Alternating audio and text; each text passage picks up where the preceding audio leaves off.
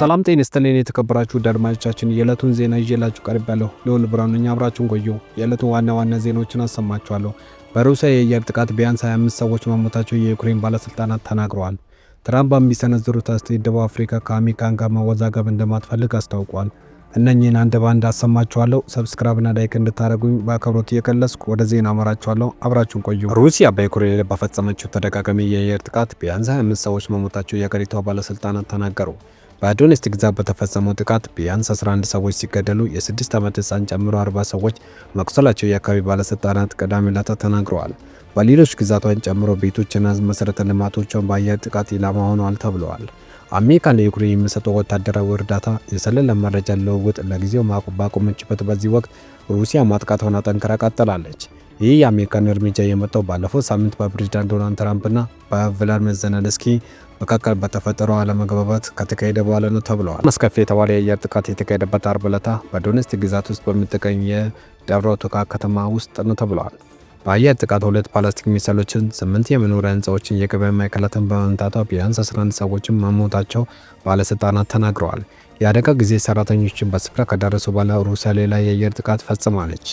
ይህ በእንዲህ እንዳለ ዩክሬን ሩሲያ ላይ ጥቃት መፈጸሟን ቀጥላለች። የሀገሪቷ መከላከያ ሚኒስትር በአንድ ጀንበር 31 የዩክሬን ሰው አልባ አውሮፕላኖችን መክሸፉን መቻሉን ተናግረዋል።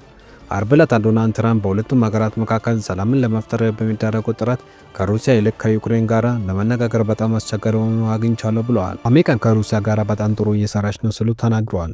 ከዩክሬን ይልቅ ከሞስኮ ጋር መስራት ቀላል ሊሆን ይችላል ሲሉም ለጋዜጠኞች ተናግረዋል። ከሰዓታት በፊት ዶናልድ ትራምፕ ከዩክሬን ጋር የተኩስ አቁም ስምምነት እስኪደርስ ድረስ በሩሲያ ላይ መጠነ ሰፊ የዓለም ማዕቀቦችንና ታሪፎችን ለመጣል በሚገባ እያጠኑ መሆኑን ተናግሮ ነበር። አሜሪካ ወታደራዊ የሰለላ መረጃ ልውውጦችን ከማቆሟ በተጨማሪ ዩክሬን አንዳንድ የሳተላይት ምስሎችን እንዳታገኝ አግዳለች ሲሉ የጠፈራ ቴክኖሎጂ ኩባንያው አርብ ዕለት ተናግሮ ነበር። እርምጃው የተሰማው በዋይት ሀውሳቸው ያልተለመደ መልኩ እየከረረ የመጣው የቃል ልውውጥ በሁለቱም ፕሬዝዳንቶች መካከል ከተካሄደ ከአንድ ሳምንታት በኋላ ነው ተብሏል። በዚህ ጊዜ ዶናልድ ትራምፕ ለአሜሪካን አክብሮት የለም ሲሉ ዜሌንስኪን ወቅሶ ነበረ። በርካታ የአውሮፓ መንግስታት የትራምፕ አስተዳደር ወደ ፑቲን ማዳላቱ ያስጨነቃቸው ሲሆን አገሪቷ ለደህንነቷ በአሜሪካን ድጋፍ ላይ መተማመን ላትችል ትችላለች ሲሉ እያሰጉ መሆኑን ተናግረዋል። ሐሙስ ዕለት የአውሮፓ ህብረት መሪዎች ለመከላከል ተጨማሪ ባጀት ለመመደብና ህብረቱን ለዩክሬን የሚሰጠው ድጋፍ ለማደስ በብራዚል ተገናኝተዋል ተብለዋል። በሚቀጥለው ሳምንት የትራምፕ ልዩ መልእክተኛ ስቴፈን ከዩክሬን ተደራዳሪዎች ጋር በሳውዲ አረቢያ ከሩሲያ ጋር የተኩስ አቁም ስምምነት ለማድረግ በሚያስችል ሁኔታ ላይ ይመክራሉ ተብሎ ይጠበቃል።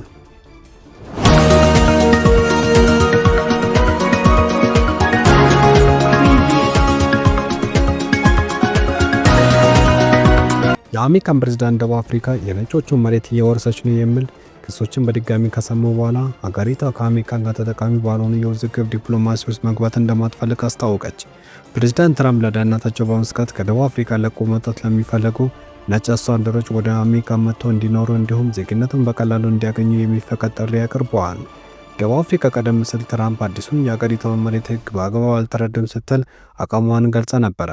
ቢሆንም አሜሪካን አዲሱን ሕግ በመቃወም ለአገሪቷ ትሰጥ የነበረው የገንዘብ ድጋፍ አቋርጣለች።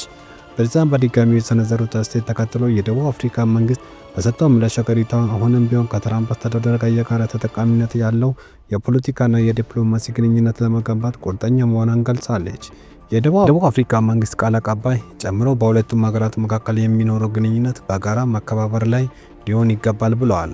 ባለፈው ጥር ወር የጸደቀው አዲሱ የደቡብ አፍሪካ የመሬት ሕግ በተወሰነ ሁኔታ ውስጥ ካሳ ሳይከፍሉ መሬት እንዲወርሱ የሚፈቅድ ነው ተብሏል። አሜሪካን ፕሬዝዳንትን ጨምሮ ጥቂት የነጮቹ መሬት ካሳ ሳያገኙ እየተወረሰ ነው በማለት የከሰሱ ሲሆን የደቡብ አፍሪካ መንግስት ይህንን አስተባብሏል።